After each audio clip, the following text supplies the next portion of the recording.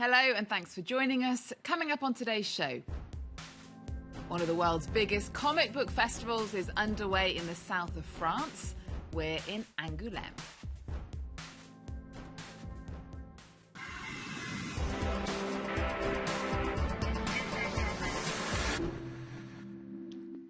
More than 200,000 people are gathering in the south of France for the Angouleme Comic Book Festival. One of them is our reporter, Aurore Dupuis. Aurore, hello. Now, Angoulême is one of the world's biggest comic book festivals. It's in its 45th year. Tell us more about it. Well, this year the focus is on the international artists. There's an exhibition on Arab comic books, for example.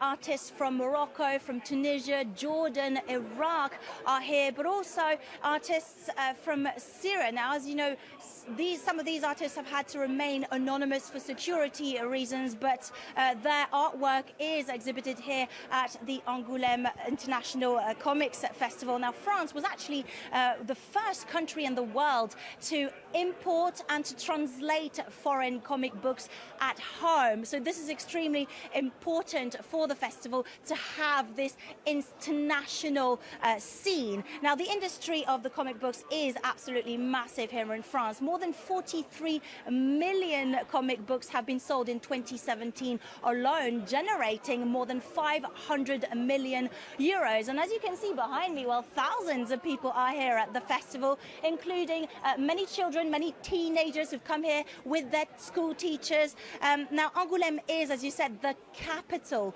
of comic books here in France. It is one of the biggest in the world. Take a listen to the artistic director of the festival, Stéphane Beaujean, who tells us more about how the comic books, how the festival has evolved over the years in a world where comic books have had to compete to cope with the evolution of the digital world, for example, or the cinema industry. Take a listen to him.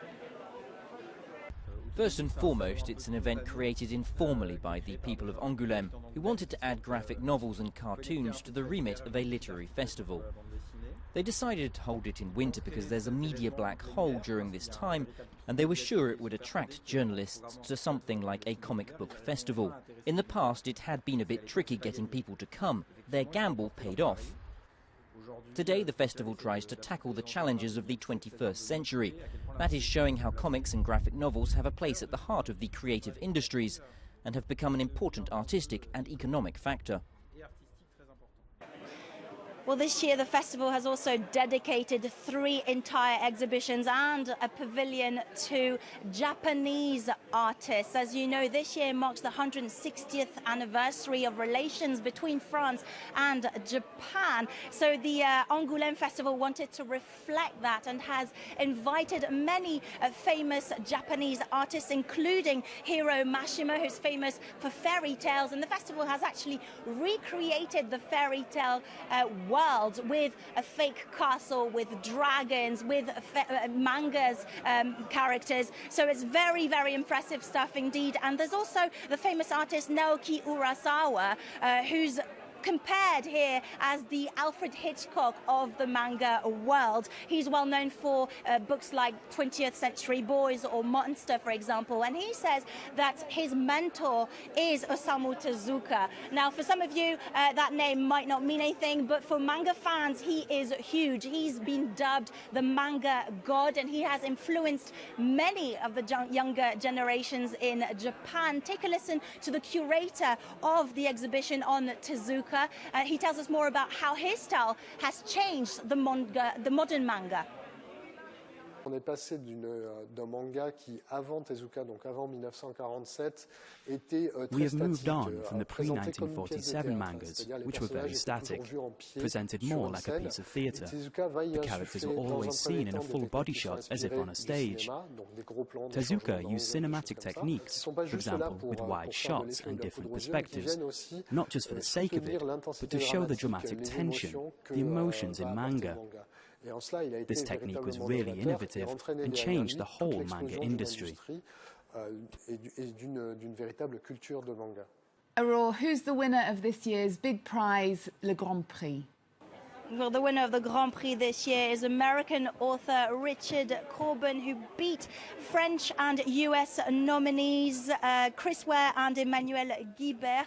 Now, Corbin is famous for his horrifying sci-fi style comic strips. He's worked for many magazines in the United States, for example, like Creepy or Vampirella. And he's also known here in France because he's contributed to the magazine Métal Hurlant, Crying Metal. Now, he's thought to have created the 3D comic strips because his work, his drawings make it seem like there's a lot of volume in there, and so he gives the impression that it is in 3D indeed. Now, if you don't know him, well, you might recognize his style in Hulk or in Hellboy, for example. Now, unfortunately, he wasn't here this year to get his Grand Prix prize, but he's expected to come maybe in next year's edition here in Angoulême. And there are hundreds of comic creators from all over the world there, aren't there? Absolutely. I'm actually joined here on France 24 by Uli Lust, who's from Austria. Thank you very much for being with us. Now, you actually won the Prix Révélation back in 2011. That's the prize for young talents. For this book, today is the last day of my life, which is an autobiography of your youth. Yes, yes. This was when I was a young punk girl, and I was traveling to Italy, hitchhiking. And we didn't have money, and we tried to do everything else than what the society thinks it's correct and good. And we succeeded. Why did you decide to write a book about this theme? It was just a very crazy story, and I like how it reflects society, and I liked how these crazy young girls were, on one hand, very naive, on the other hand, extremely consequent with their journey, with their trip. Now, you've got also the follow-up of that book here, and that book is actually up for competition for the Fauve d'Or here in Angoulême, which is the biggest prize here at the festival.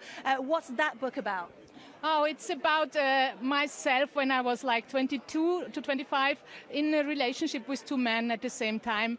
And that is just the big story which contains a lot of little aspects in life. You're talking about a relationship with two men at the same time, very open about your sexuality in your book, and you tackle many issues like feminism, like sexual freedom, for example. Why these themes? I think it's important that women find their voice to talk about our needs and our sexuality openly, and not always act like, oh, it's shameful, oh, I shouldn't talk about it. Men talk about it all the time. They even brag about it, and we should be able to just announce it. So the big news story at the moment is the hashtag #MeToo, where women have denounced men's attitudes towards them. Yeah. What do you think of that? And do you think this is going to inspire you to draw some more? Actually, my books are always about this conflict between emancipation, liberation of women, and old patriarchic thinking. #MeToo hashtag is also how easy it is to devaluate women, even if they say only "me too."